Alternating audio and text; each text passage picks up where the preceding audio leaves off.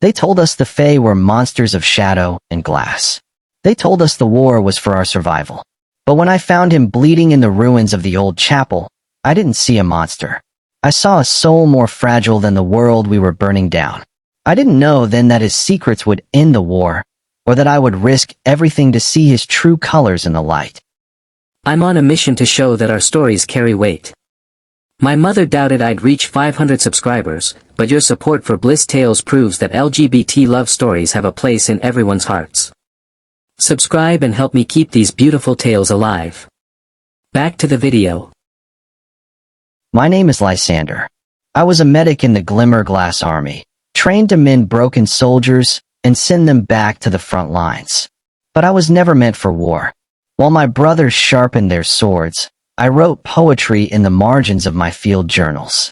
While they sang battle hymns, I hummed lullabies my mother taught me before the conflict stole her away. The war between humans and Fae had raged for a century. We were taught that the Fae were creatures of deception, beings who wore beautiful faces to lure us into darkness before shattering our bones with magic. We were told they drank starlight and fed on human fear. We were told that mercy was treason. I believed it all, until the night I was ordered to execute a Fae child who had wandered into our camp, lost, and crying for her mother. She couldn't have been more than 7 years old. Her silver hair was tangled with twigs, and tears streamed down her dirt-smudged face. She kept calling out in a language I didn't understand, but the desperation in her voice needed no translation. Captain Thorne handed me the blade himself. "Do your duty, soldier," he said, "or I'll question where your loyalties truly lie." I took the sword. I walked toward the child. And when I got close enough, I cut the ropes binding her wrists and told her to run. I couldn't do it. I wouldn't. So I ran too. The gray thicket was forbidden territory, a cursed forest where the veil between worlds grew thin and the trees themselves were said to whisper madness. It was the perfect place for a deserter to disappear. The storm came on my second night, rain falling like frozen needles, turning the forest floor into a river of mud and dead leaves. That's when I heard it. A sound like broken glass scraping against stone. A whimper, so quiet I almost mistook it for the wind. I found him in the ruins of the old chapel, half buried beneath fallen timber and shattered stained glass. His clothes were torn, revealing skin marked with silver patterns that seemed to pulse faintly in the darkness. His hair was the color of moonlight on water, matted with blood and rain.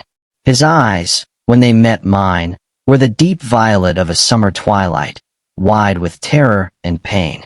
He tried to crawl away from me, tried to hide himself further in the rubble.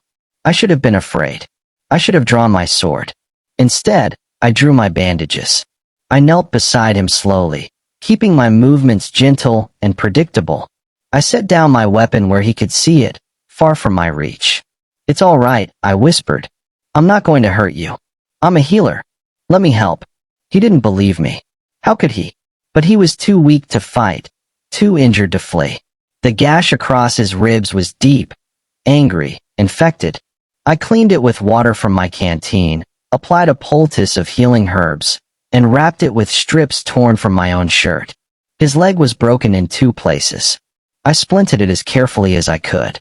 His name, I learned later, was Finrris. He spoke it like a confession, barely a whisper as I finished binding his wounds. He wouldn't meet my eyes, wouldn't explain how he came to be bleeding in a human ruin, alone and undefended. But he let me help him. And when the storm grew worse, he let me carry him deeper into the forest, to a cavern I'd discovered hidden behind a waterfall. A sanctuary carved from living stone, untouched by war. We stayed there, in that place between worlds. Days turned into weeks. I foraged for wild berries and caught fish from the underground stream. Fenris was too weak to travel, his wounds healing slower than any human injury I'd ever treated. But there was something else keeping him still, something he wouldn't name. He wore heavy cloaks even in the warmth of our firelit cave. He always positioned himself with his back to the stone wall. When he slept, he curled into himself like he was trying to disappear, I wanted to ask, but I'd learned to read the language of trauma in the faces of wounded soldiers. So instead, I read to him from the old book I'd carried from home. Legends of the time before the war, when humans and fae had lived in harmony, trading music for medicine, stories for starlight. Tales of lovers who crossed the divide and built bridges with their devotion. Fenris listened with an expression I couldn't decipher. Hunger, maybe. Or grief for a world he'd never known. Are these real? He asked me once, his voice hoarse. Did this world truly exist? My mother believed so, I told him. She said her grandmother remembered the last days of peace before the sundering. What happened? Fenris whispered. A misunderstanding, according to the stories. A human prince and a fae princess were betrothed to unite the kingdoms. But on their wedding day, assassins struck. Both died. Each side blamed the other. And in the grief and rage that followed, war became inevitable. All that death, Fenris said softly. All that hatred. Because of a lie. The stars look different when I'm not looking for an enemy's signal. I told him one night as we sat at the mouth of the cave, watching the constellations wheel overhead. They look like they're waiting for us to just exist. He turned to me then, really looked at me for the first time. The firelight caught in his violet eyes, and I saw something break open in his expression. Something tender and terrified. You shouldn't waste your kindness on me, he whispered. You don't know what I am. I know you're hurt, I said. I know you're afraid. I know that you deserve to heal. His hand found mine in the darkness. His fingers were long and cold, trembling slightly. We sat like that until dawn, neither of us speaking, both of us pretending the world beyond our sanctuary didn't exist. I fell in love with him in those quiet moments. In the way he listened when I read, his eyes closing as if my voice could transport him somewhere safe. In the rare smiles he gave when I brought him wildflowers I'd found growing in impossible places. In the careful way he'd learned to prepare tea exactly how I liked it. A small offering of care returned. I fell in love with his silences, which spoke volumes. With the silver marks on his skin that seemed to glow brighter when he was near me. With the way he watched me when he thought I wasn't looking, his expression a mixture of wonder and sorrow, so profound it made my chest ache. But there was always the distance. The thing he wouldn't share. The secret that made him pull away whenever I got too close, whenever my fingers brushed the edge of his cloak. I'm a monster, he told me one night, his voice breaking. If you knew the truth, you would run. Or worse, you would hate me. I could never hate you. I promised. Whatever you are, whatever you've done, it doesn't change what I see when I look at you. What do you see? He asked, and the vulnerability in his voice nearly undid me. I see someone beautiful, I said. Someone brave for surviving. Someone I would cross any line to protect. He kissed me then. It was desperate and gentle all at once, like he was trying to memorize the shape of my lips, the taste of my breath. Like he was saying goodbye even as he pulled me closer. When we broke apart, there were tears on his cheeks that caught the firelight like diamonds. Promise me something, he whispered. When you learn the truth, when you see what I really am, promise me you'll leave before you try to destroy me. I won't leave, I told him firmly. And I won't destroy you. I promise. He smiled sadly, like he didn't believe me but wanted to. We made love that night for the first time, slow and reverent, mapping each other's bodies in the flickering firelight. He kept his cloak on, even then, and I didn't push. Afterward, we lay tangled together, his head on my chest. I love you, I confessed into the darkness. I don't know when it happened or how, but I do. Completely. He was silent for so long I thought he'd fallen asleep. Then, in a voice barely above a whisper, he replied, I love you too. That's why I'm so afraid. The war found us on the first day of spring. I'd gone to the stream to fish, leaving Finrris sleeping in the cave. When I returned, I heard voices. Shouts. The clang of steel on stone. A human search party had tracked me to the waterfall. 6 soldiers in Glimmerglass armor, led by Captain Thorn, the man who'd ordered me to execute the Fae child. The man I'd defied. They'd found Fenris. I burst into the cave to find Fenris backed against the wall, weaponless, his violet eyes blazing with fear and defiance. The soldiers had formed a semicircle around him, swords drawn. So the deserter was hiding a pet fae. Thorn sneered. How touching. How treasonous. Step aside, Lysander, Thorn ordered. Let us finish what you were too weak to do. Or die alongside the creature. I moved without thinking. I stepped between Fenris and the swords, my arms spread wide, my body a shield. No, I said. The word came out steady, calm, even as my hands shook. You'll have to go through me first. Thorn raised his sword. The other soldiers advanced. Behind me, I felt Fenris move. Felt the air in the cave begin to vibrate with a frequency that made my bones hum. Felt heat and light building like a star preparing to be born. Lysander, Fenris whispered, his voice thick with anguish. I'm sorry. I'm so sorry. And then he shattered. That's the only word for it. The glamour, the disguise, the human shell he'd wrapped around himself broke apart like glass struck by a hammer. Light exploded through the cave, blinding and beautiful and terrible all at once. When my vision cleared, I saw him. Wings. Vast and magnificent. Made of something that looked like living stained glass. Each feather a shard of Glimmerglass that caught the light and transformed it into rainbows. They stretched from wall to wall of the cave, filling the space with color and radiance. 7 feet at full extension, each feather edged in silver that hummed with barely contained power. The silver marks on his skin were glowing now, not just patterns but a language written in starlight, telling stories in a script I couldn't read but somehow understood. He was Fae. Not just Fae, but High Fae, one of the ancient ones whose very existence had become legend. The beings our soldiers had been taught to fear above all others. The Moon Guard, they'd been called. Protectors of the veil between worlds. He was the most beautiful thing I'd ever seen. The soldiers stumbled backward, terror written across their faces. Thorn's sword clattered to the ground. They'd expected a fight. They'd expected a monster. What they got was transcendence.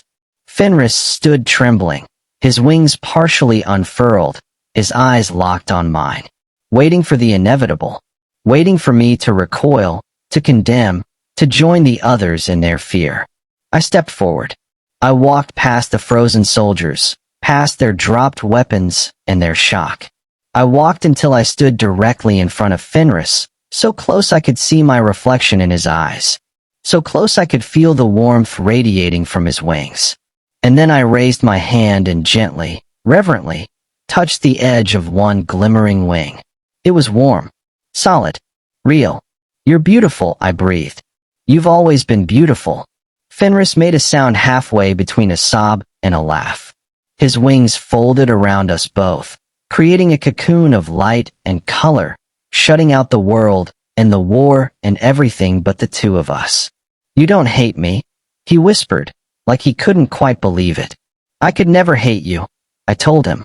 I kissed him there, in front of my former comrades.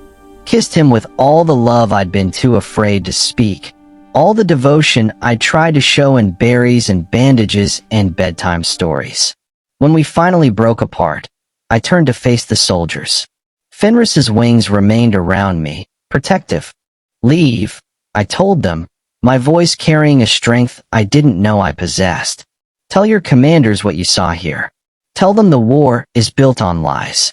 Tell them a human and a fae chose each other despite everything this world did to keep them apart. Go, Finrris added, his voice resonating with harmonics no human throat could produce. And tell them if they want peace, I'll negotiate. But if they want war, I'll remind them why my people were feared. The soldiers fled. Even Thorn went, his certainty destroyed. When we were alone again, Fenris sagged against me, exhausted. I'm sorry, he whispered. I should have told you. I held him. I know. But we're past that now. No more hiding. The story spread like wildfire across both armies. A human defending a fae. A soldier laying down his life for the enemy. Love blooming in the ruins of hate. It shouldn't have mattered. One act of defiance shouldn't have been enough to stop a 100-year war. But sometimes, in the darkest moments, all it takes is a single light to remind people what they're fighting for, or what they've lost in the fighting. Desertion rates spiked. Soldiers from both sides began to question. Our cave became a sanctuary for those seeking alternatives to endless war. The generals couldn't ignore it. The war machine was breaking down, not from military defeat, but from loss of faith. The generals called for a parley. For the first time in a century, human and Fey leaders met under a banner of truce. They talked. They listened. They looked at each other and saw not monsters, but people exhausted by endless grief. The treaty was signed on the summer solstice, in the same ruined chapel where I'd first found Fenris bleeding and afraid. They asked us to be there, to stand as symbols of what peace could look like. Fenris was terrified. He'd spent his entire life hiding his true nature. The idea of standing in public, wings unfurled, visible to both human and Fey alike, made him physically shake. Then we'll die together, I told him. But I don't think they will. I think people are tired of death. The square was packed with people. Thousands of them. Humans and Fey, standing together for the first time in living memory. Children of both races playing in the fountain. Merchants trading goods and stories. Music rising from a dozen different instruments, weaving human melodies with Fey harmonics into something entirely new. We stood in the center of it all, hand in hand. Fenris's wings caught the afternoon sun, scattering rainbows across the cobblestones. People stared, some in wonder, some in residual fear. But no one reached for a weapon. No one called for blood. Instead, they watched as I turned to Fenris, as I cupped his face in my hands, as I looked into those violet eyes that had haunted my dreams and my waking hours alike. I love you, I told him, loud enough for everyone to hear.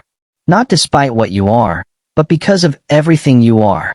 Your strength, your gentleness, your courage in showing me your wings. He smiled then, a real smile, full and unguarded and radiant.